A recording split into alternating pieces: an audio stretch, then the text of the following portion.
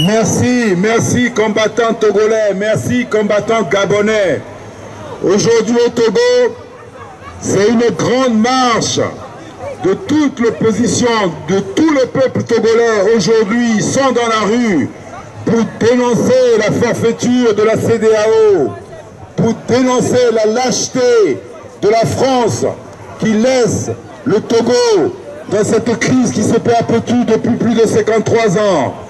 Aujourd'hui, les Togolais sont dans la rue pour réclamer que la promesse faite par la CEDEAO de trouver une solution pour la sortie de crise au Togo, que cette feuille de route qu'ils nous ont proposée soit tout du moins appliquée. C'est pour ça aujourd'hui nous sommes dans la rue pour dénoncer la mauvaise foi du pouvoir. Nous avons aujourd'hui, ici à Trocadéro, l'un de nos compatriotes, M. Lawson, qui arrive de l'aimer. Nous allons lui donner la parole pour qu'il nous donne des nouvelles du front, pour qu'il nous explique les perspectives à venir et surtout comment la diaspora peut contribuer à cette lutte. Merci. Je prends la parole cet après-midi au nom du Parti démocratique des travailleurs, l'émancipation. L'émancipation, c'est le nom de notre bulletin que nous sortons. Mais avant de poursuivre, je vais d'abord dénoncer ce qui se passe actuellement au Gabon. Et ce coup est fait régulièrement. C'est le même coup qui a été fait lorsque Gnassingbé Yadema est décédé. On n'a pas laissé même leurs propres institutions se dérouler normalement, qu'on puisse suivre ce que les institutions prévoyaient, même les leurs. Donc c'est exactement le coup qu'ils sont en train de faire. Deuxièmement, ce qu'il faut dénoncer, ce sont les agissements de la France.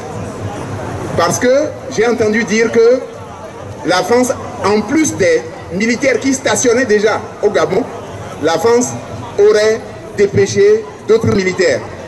Ça veut dire que la France a décidé que jamais elle ne laissera les Africains tranquilles. Jamais elle ne laissera une possibilité au peuple africain de pouvoir se diriger eux-mêmes et de pouvoir organiser et construire leur propre avenir. Le pillage, ça doit avoir une fin. Ce pillage-là doit avoir une fin et c'est pour cela que le peuple togolais est debout. Et il est debout depuis des années et des années. Normalement, on aurait dû déjà arriver à voir une fin à cette lutte. Mais le soutien que l'impérialisme français apporte à la dictature du Togo fait que la lutte est extrêmement difficile. Nous nous connaissons, beaucoup parmi nous ici, nous nous connaissons. Ça fait longtemps que nous sommes, du moins ceux qui étaient déjà à Paris depuis quelques décennies, que nous sommes dans cette lutte. Il faut dire une chose, la détermination du peuple togolais ne faiblit pas. Et cette détermination, on peut la résumer ainsi. Tant qu'ils seront au pouvoir et tant que nous serons vivants, la lutte continue. Donc, actuellement, ce qui se passe, c'est quoi? Quand le peuple s'est soulevé, il y a environ, il y a un an, il y a un peu plus d'un an, le 19 août 2017, l'étau s'est serré. Et il y avait une possibilité que le régime ne savait pas comment s'en sortir. Ils ont fait appel, ils ont appelé au dialogue, ils ont fait appel à la CEDEAO, ces pairs de la CEDEAO, ils ont fait miroiter la possibilité d'arriver à quelque chose par dialogue. Mais le peuple togolais le sait déjà, à chaque fois qu'ils sont pris à la gorge, ils utilisent le dialogue, la possibilité de faire des réformes comme un, comment on appelle ça, un paramètre d'ajustement, hein, qui leur permet de desserrer le taux, d'avoir du temps et de pouvoir se consolider leur régime. Et c'est ce qui s'est passé. Hein, pendant qu'il perdait, il fait perdre le temps à la C14, c'est-à-dire la coalition des 14 partis de l'opposition, il continuait non seulement à avancer, à préparer, à faire tout ce qu'il fallait pour qu'eux, ils puissent gagner si jamais il y avait des élections. En même temps, il n'arrêtait pas la répression contre les militants de l'opposition. Surtout ceux qui sont au nord du pays. Et actuellement, ils sont dans les militants d'opposition qui sont dans notre pays sont dans des situations extrêmement difficiles. Donc, nous, au niveau du PADET, nous ne sommes pas partisans ni de systématiquement participer aux élections, ni systématiquement de dire qu'on les boycotte.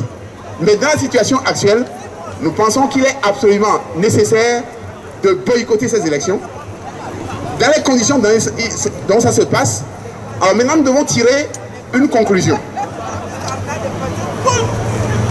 Historiquement, dans aucun pays, une dictature ne s'est démise elle-même par négociation. Il faut en être conscient. Il faut en être conscient. Et donc, aujourd'hui, on doit dire les choses clairement. Il faut que nous réorganisons la lutte autrement. Il faut chasser ce régime.